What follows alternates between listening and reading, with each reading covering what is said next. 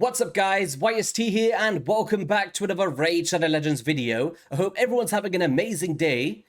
Today we are live on the test server to showcase Fyr-Gun Isbeil, the new Dwarven epic that's required to get Emic Trunkheart, who is the current Void Legendary Fusion. And the first thing that I thought about when I read this Champions kit was Bommal the Dreadhorn, budget Gnishak Verminlord vibes, and is she going to be valuable for the mass player base to take down some of the highest difficulties, kind of blended in the compositions that you would utilize around these kind of bomb champions? Well, I'm here to say the answer is yes, and she actually exceeded my expectations in the damage numbers that I was seeing against the hardest stages, being Bommal 90, which actually isn't active on the main server, but we reached out to Plarium to, switch over the test server to the Bommal rotation so we can actually showcase this champion. So thanks to Raid for actually making that happen for us. And there's going to be some other champions I'm going to show against the Dark Fae as well. So stay tuned for those videos. They should be really cool. But back to Fyr-Gun Isbeil. Now, what it comes down to is, on the Tracer Slugs, attacks one enemy 2 times. The first hit will have a 100% chance of placing 2 bomb debuffs that detonate after 2 turns. The second hit will have a 55% chance, bookable up to a 80% chance, of applying a debuff spread effect, taking one of those bomb debuffs and placing it on all other enemies, making this a pretty good wave clearing potential. Now, the money scaling part of this kit comes down to all bomb debuffs placed by this skill on enemies whose max HP is higher than 200,000. This will actually deal 50% more damage. Now, swiftly moving into Gnishak Verminlord, who was the fusion of December for Christmas. His reads in a very similar way, right? But it's obviously double the value because places 2 bomb debuffs and it'll be equal to double damage from the 200,000 HP targets. But because of the extra turn, he leads into the A1 and also deals double damage. Whereas someone like Fyr-Gun, half the value in terms of the extra multipliers, but still very high for an epic champion, sitting just a little bit below Warmother herself, which I'll break down in a second.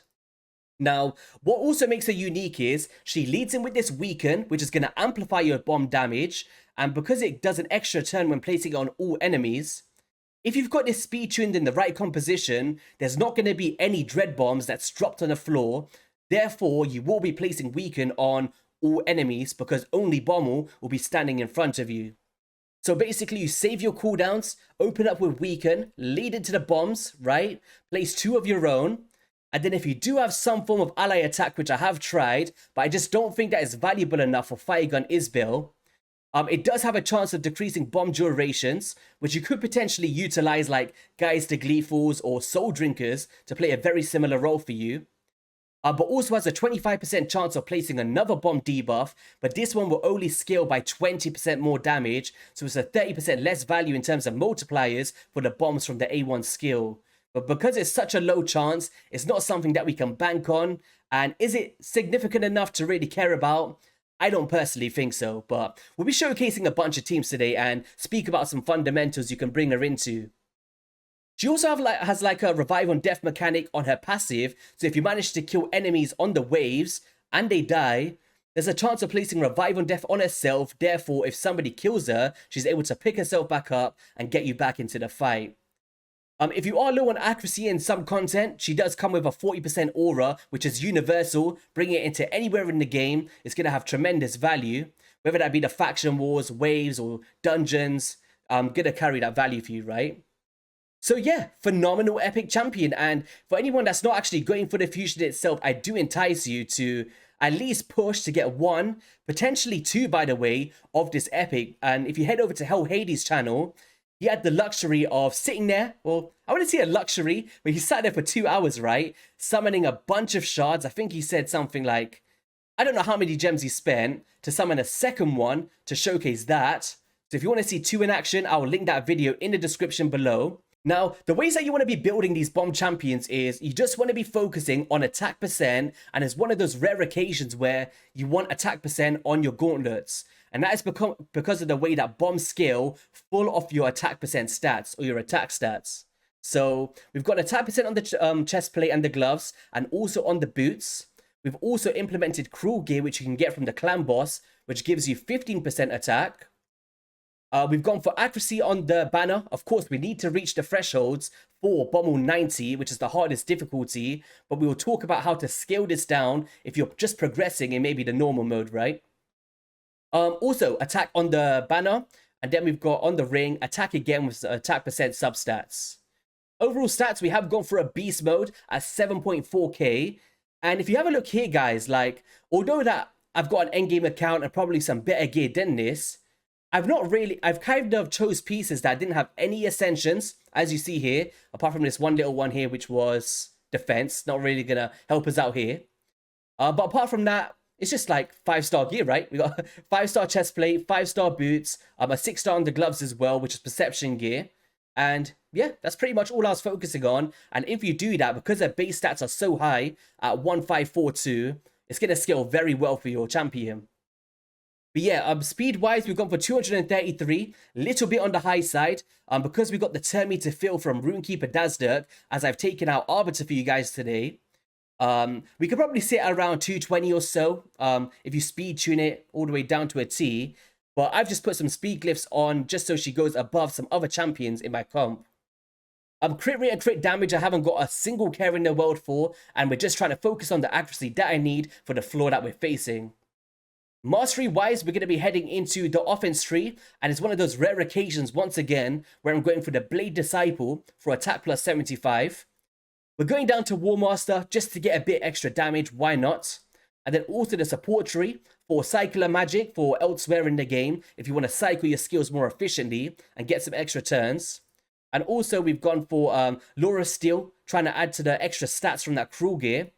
And also some accuracy all around the board, and it's going to be phenomenal for this champion. Now, before we get into this, I do want to bring up hellhades.com so you guys can get a glimpse to some comparisons of champions that I feel sit on the same caliber, or maybe just a little bit better than Fyr-Gun Isbeil. So, if we head in here, so the multipliers for her, like I mentioned prior, is going to be a 5 for an A2 skill, which is a 3.5 on a default skill, which is theoretically going to be a 7.5 multiplier once you kind of determine against facing that boss where you get 50% more damage. And that's going to be phenomenal, scales very well, we're going to see that soon. Now, heading into Warmother, although her kit reads as her bomb damage increases by 100% against bosses, it's actually coded in a very weird way where she's got a higher multiplier by 0.5 than our beloved Fyr-Gun Isbeil being at a 5. But when she scales by 100% extra, it's actually only at 8.5, which is still phenomenal, by the way. But in my mind, this is not 100% rate change this. This should be 11, right? In my personal opinion.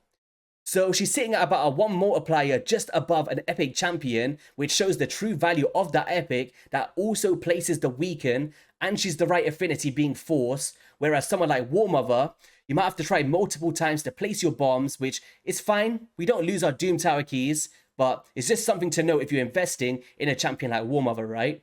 Gnishak Verminlord is the best of the bunch in my personal opinion because we have got a 5 multiplier from bombs, he scales off double damage, he also carries the same kind of theme in to the A1 skill, which is a bit of a less multiplier, but still scales by double damage. And the amount of bombs you can get out from Gnishak Verminlord is just astronomical. So for me personally, I would put someone like Gnishak all the way at the top, of course. I would sit Fyr-Gun and Warmother in the same realm because Fyr-Gun's got the weaken, right? That's what we need to amplify. And it means that you don't have to bring in other champions to fulfill this role for you. And also there's champions such as Astroliths, Soul Drinkers, but they don't have any extra scales in terms of multipliers. Also, guys, if you head on to hellhades.com, as we are here right now, you can head over to the Raid Shadow Legends Stages tool. Pick out the rotation that you're facing, which is going to be number 3 for floor 90. And you can carry this down into all of the other floors, floor 10, floor 50, normal. And you can kind of see the requirements that you will need to face your particular boss that you are facing. So don't get intimidated by the stats that you're seeing today. This is all mid-maxing. I want you guys to see the true value of this epic before kind of thinking about going for it yourself, right? And I feel like that's very important. So, okay, all of the talking out the way, let's go into some fun teams for Bommal the Dreadhorn. I'm excited about this. I feel like home when I'm at Bommal the Dreadhorn here. So the first comp that we're going to showcase is going to be a team like this. So for anyone that's familiar with my Gnishak Verminlord one-shot strategy, that was kind of came out ages ago now. that was basically implementing 2 ally attack champions. It had an Arbiter in there for the weaken and turn me to fill, and not everybody can maybe replicate that kind of team, right? So what I've done here is a 4-man squad, floor 90, bomb with a Dreadhorn.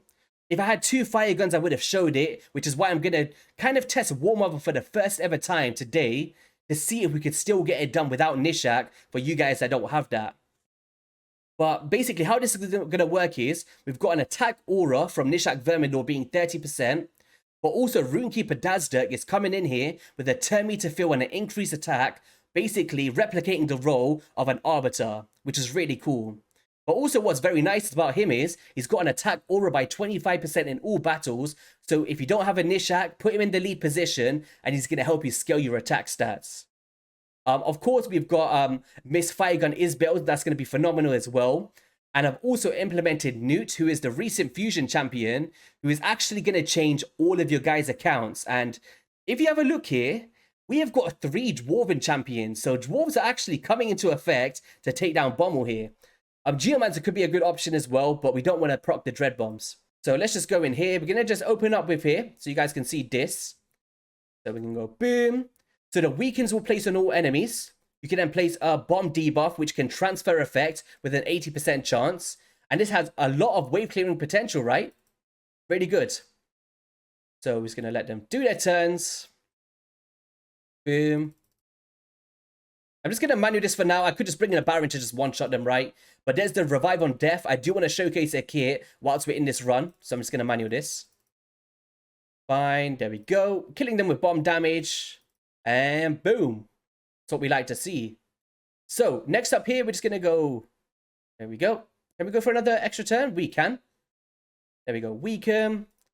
Play some bombs. Transfer effects. We're going to get a decreased attack on from Gnut, so we don't actually take a big smack. We're just going to A1 for now so we can cycle our skills again. Let's get a bit of a heal on just in case we take some damage here. Alright, we're still taking some damage, but Gnut's counterattack is going to come through and place a freeze debuff, which is actually pretty cool. And now what I was thinking was, let's just say that you've got 2 Fyr-Gun Isbeils. How can you try this to kind of match the capabilities of someone like Gnishak Verminlord? Well, I just think that simply bringing in a Cold Heart or another max HP champion will be more than enough to finish up the job to do it for you, which we should be able to showcase today later on. Here we go. Nearly done. Saving all of our cooldowns. And see what I mean, guys? She's got strong wave clearing potential here for these very tedious waves. Now, what you want to do here is increase attack, right? So, boom. We're then going to place a weaken, and because this is the only enemy that's alive, grants an extra turn, lead in with the bombs. We got resisted, damn it. So I just had to cycle that round again because I got 3% resisted with my Fyr-Gun Isbeil, so we're going to go for a round 2 here. So we're going to go for an increased attack here, and then because Bommal the Dreadhorn is our only target in front of us, we're going to be placing that extra turn, right? So weaken comes in with the Eruptic Volley. You place 2 bomb debuffs. Thankfully, it placed 2 for me this time. And then you come through with the Bless Bash from Gnut. Boom, boom, boom. And then what I'm going to do here is I'm not going to place the extra bombs that I would usually with the A1 skill to try and replicate maybe having a second Fyr-Gun, right? So I'm going to go boom. 2 bombs. And then we're just going to instantly detonate them. We're not going to place any more. So we've only got 4. Can we one-shot? Yes, we can. There we go, guys. So without even any extra bombs coming out from Gnishak Verminlord, which I could have potentially got another 3 out, we only used 4 bombs and we killed Bommal the Dreadhorn on the hardest stage using a team like this. And I think that's phenomenal. Fusion champion, Fusion Epic, Fusion champion, Epic champion, beating the hardest boss in the game. Really, really cool. No ally attacks. Love to see it. Alright then, so this team number 2 was kind of coming into effect where I wanted to utilize a reset champion to try and get as many new max HPs off or just cycle the skills of Fyr-Gun to place more of her own, which I thought would be really cool. So maybe we could try this. We've got no Gnishak in the team. We're going to open up with this. We're going to get some bombs on herself. Increase attack. And then we're going to go weaken. Place some bombs. We've got 2 outs. Gnut's going to come through the max HP. Nice. How much damage can she scale by herself here? So in the build that I've got, she's doing 330,000 with bomb damage, which is actually pretty astronomical here. Now, because we're going to have the reset and the bombs are for a 2-turn duration, which has actually got taken down to a 1 on this one, it's unfortunate. Can we survive the onslaught? She might die, right? Let's see. All right, so we managed to do it. So we don't really want to place the extra turn because we can't. Let's go boom. Place 2 more bombs. Bless bash. And these bombs should just finish it off now. As long as someone survives. There we go. There we go. So another strategy that could really work would be a reset with a Fyr-Gun and a Gnut without a Gnishak Verminlord. And you can see where this can come into effect. And I've just got a Runekeeper Dazdurk attack aura. So bringing a lot of value into a kind of team like this as well for this boss. Alright guys, so for this final team that we're going to do, I've actually just put the gear that was on Gnishak Verminlord into Warmother. I'm not sure if she's got the same attack or if it's a bit lower. Doesn't really matter. Hopefully we can still one-shot, right? We'll showcase all of the builds after this. So we're going to go for the same thing. Increase attack with Runekeeper. We got a Barret in here just for the waves and a bit of drop defense on the boss itself. For Gnut if we need it. Weaken comes out. We're going to then place the bombs as we showed before. Now, I do not want Warmother to get weak hits right now, being the magic affinity. So we're down here. Please, Warmother, place it. Nice. We got, so 4 bombs in total. How much you got? There we go, guys. Okay. So for somebody that was kind of sitting more on the realm with Isbeil, in Warmother, in the way that her multiplier skill, like I mentioned before, we still managed to get the one-shot done, guys, in 23 turns with a team like this. Now, if you did go for Gnut, you're not going for the Emic Trunkheart fusion, you're struggling with Bommal, you might even want to consider picking up 2 Isbeils to kind of replicate a team like this, right? It's actually really phenomenal for an epic champion. She is sitting on that caliber, putting in a phenomenal job here.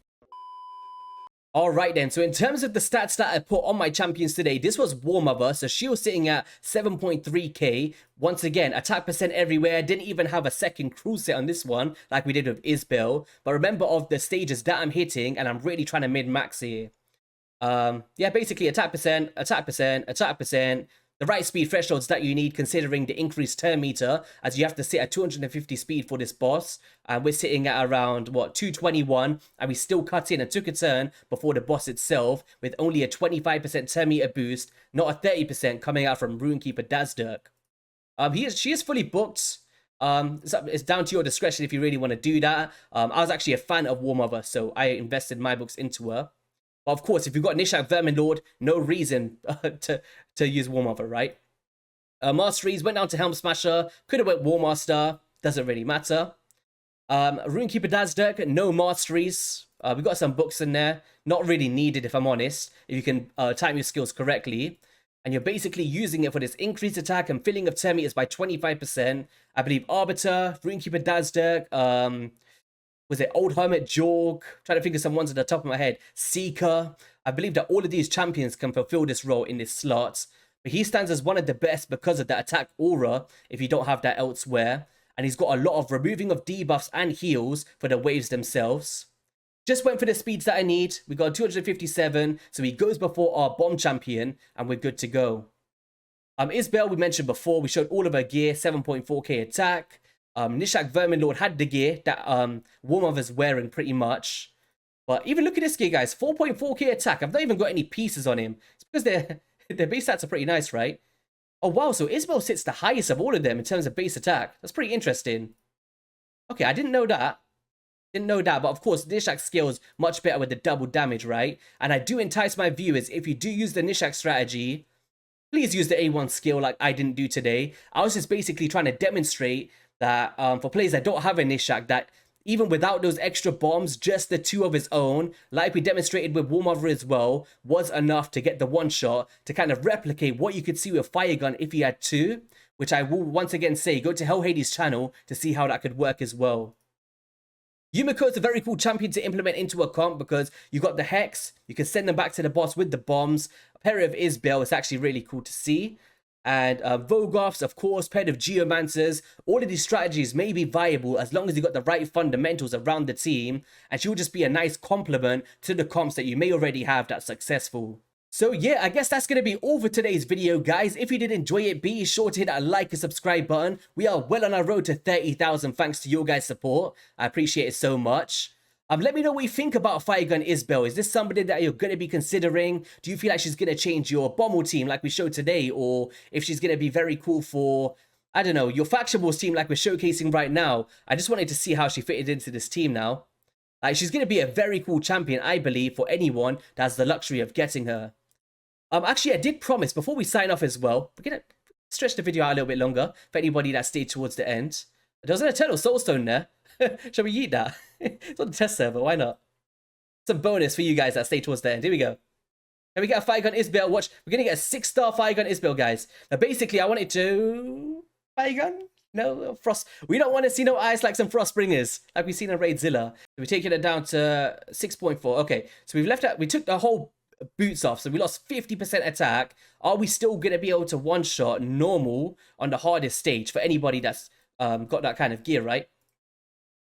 So normal, take everybody out. We got recently used. We're going to do the exact same setups. We're going to go... We're not even going to bring in a new. I just want to see if the bombs can do it. So we should be able to just quickly clear through these waves. Shouldn't take too long. So we're just going to go A1s. I'm just so anxious to know how much we can get down by simply with 6.4k attack. With attack without the boots as well, if we can scale it enough. Is it enough with 2 bombs? So increase attack. Oh, this place of drop defense doesn't really matter, does it? Here we go. Weaken comes out. Love that animation, by the way. 2 bombs going through. Alright, moment of truth. Can we one-shot without any max HP, any newts? It was pretty damn good, though. Like, we did about 60% HP on the normal without the boots. Like, we had an extra 50%. It'd probably be like here, maybe put in a Heart Seeker. Could have maybe done a good job there, right? But yeah, that's going to be all for today's video, guys. We already did the outro. Have an amazing rest of your day, and I'll catch you all in a video soon. Peace.